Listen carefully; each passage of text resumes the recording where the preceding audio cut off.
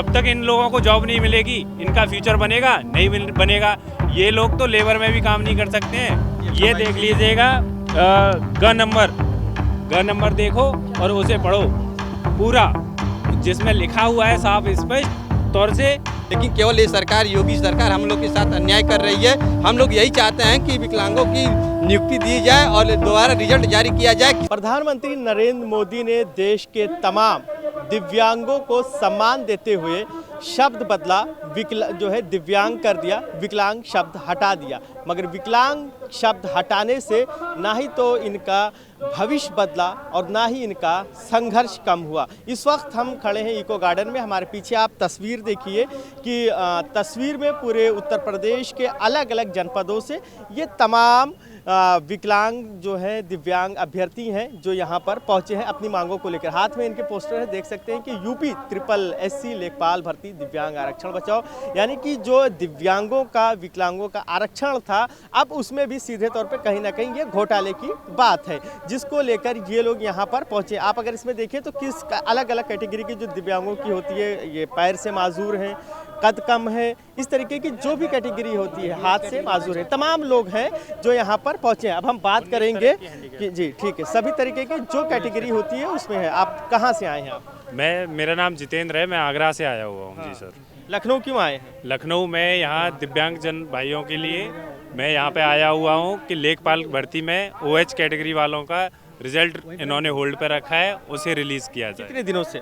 Sir result आया था 29 तारीख को, 30 तारीख को रिजल्ट आया है, 30 दिसंबर को रिजल्ट आया है। और जब से सर बाकी की सभी कैटेगरी का रिजल्ट रिलीज़ हो गया है, लेकिन OH कैटेगरी में रिजल्ट अभी इन्होंने होल्ड करके रखा है 188 पोस्टों पे। सर प्रधानमंत्री का कहना है कि उनकी सरकार बीजेपी सभी के साथ न्याय कर रही है, चाहे वो आम आदमी हो चाहे स्पेशल कैटेगरी के हो, और आप लोग दो अलग अलग से। सर ये बीजेपी सरकार का एजेंडा है कि केवल ये हवाबाजी करते हैं, इसके सिवा कुछ नहीं कर रहे हैं।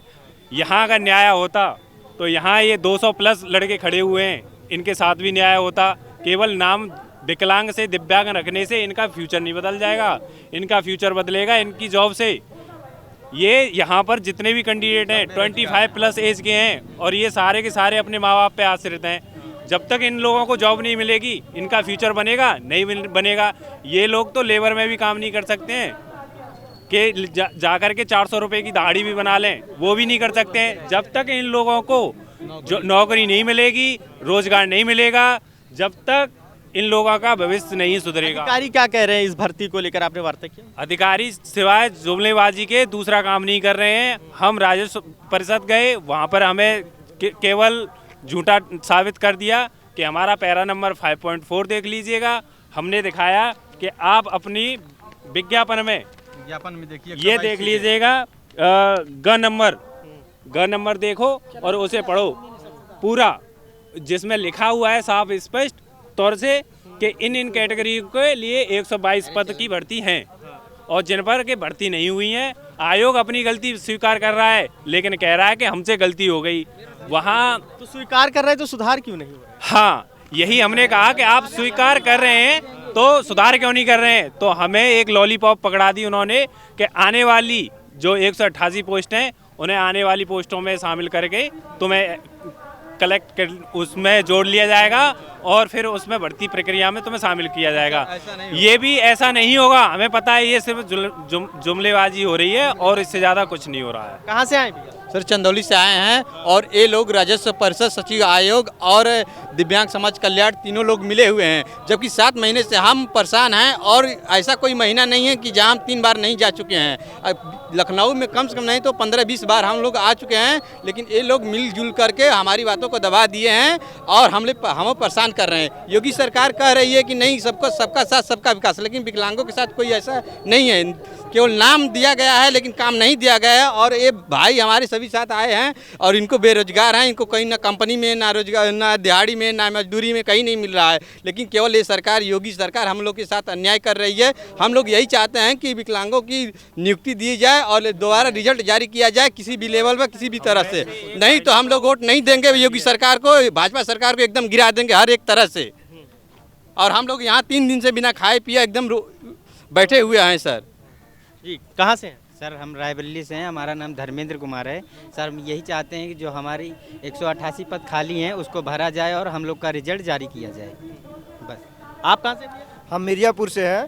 हम ये चाहते हैं जो ओएच की कैटेगरी की 188 सीट खाली है वो भरी जाए।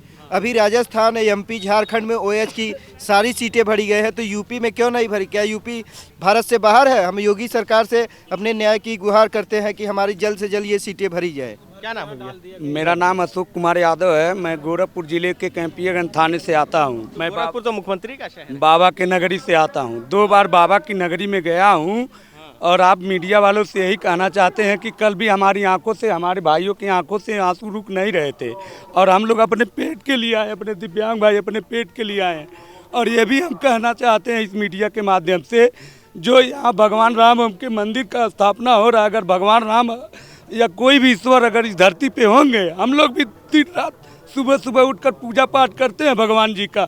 उस भगवान से यही विनती करेंगे, जो भी राजस्व कर्मचारी हैं और जो भी देश के सरकार जो हम लोग दिव्यांगों के पेट पे लात मार रही है, हम लोग के पेट पे लात मार रही है, उनके भी बच्चे अपाहिज पैदा हो, उनके भी घर पे एकदम कोई खाने पीने लायक नहीं रही है। हम लोगों का अब साफ निकल रहा है। अब हम साफ देते हैं, हम शराब देते हैं उन लोगों को। परेशान ना हो, आपकी जाहिर सी बात है, तकलीफ है। खैर, ये तमाम विकलांग हैं जो उत्तर प्रदेश के विभिन्न जनपदों से चलकर बड़ी मुश्किल से, बड़े संघर्ष से यहाँ तक पहुँचे हैं। आम आदमी का इस मौसम में घर से निकलना बेहद मुश्किल हो रहा है, तो इनके लिए मुश्किल और भी ज़्यादा है। एक तरीके से ये शरीर से दिक्कत में है, दूसरी तरफ से मौसम इस तरीके का है। इनकी यही मांग है कि इनकी जो नियुक्ति है वो दिया जाए, जो इनका जो है रिजल्ट घोषित किया जाए, ताकि ये अब दूसरों का सहारा ना रहकर, दूसरों का सहारा ना लें, बल्कि अपने परिवार का सहारा बने। देखने वाली बात ये काफ़ी अहम है कि अब कब जाकर इनकी भर्ती होती है। वीडियो जर्नलिस्ट मिराज खान के साथ फरीदुल हसन, #भारत न्यूज़।